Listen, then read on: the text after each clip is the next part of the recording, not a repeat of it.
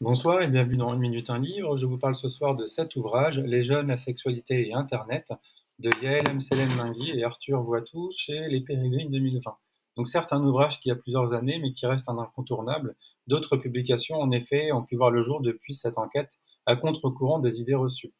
Alors c'est un sujet qui suscite beaucoup de réactance et surtout beaucoup de raccourcis et d'imprécisions en raison des peurs adultes projetées sur les jeunes.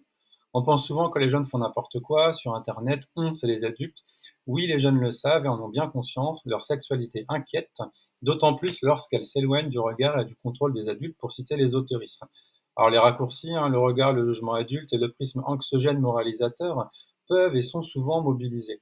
Alors comment aborder ce sujet avec les jeunes? Cette question freine souvent car on craint de ne pas savoir faire, on redoute des débordements lors d'un échange ou encore l'expression de stéréotypes discriminants. Pourtant, le sujet ne peut plus être tabou. Par l'intermédiaire des smartphones, les vidéos sont aisément accessibles et peuvent circuler rapidement. Les intentions des ados sont donc variées: curiosité, partage, recherche d'infos, construction identitaire, fantasmes, rencontres, dévoilement de sa sexualité, mise en pratique, pornographie produite ou visionnée, ou encore échange de photos ou de vidéos intimes. Alors, il est essentiel de démystifier les milieux pornographiques sans en nier, bien évidemment les problématiques.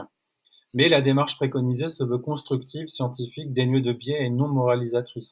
Alors à la question Internet a-t-il reconfiguré la sexualité des jeunes? On peut répondre, et là je vous lis: le fil rouge de cette enquête, celle des frontières de l'intime à l'adolescence et au début de la vie adulte.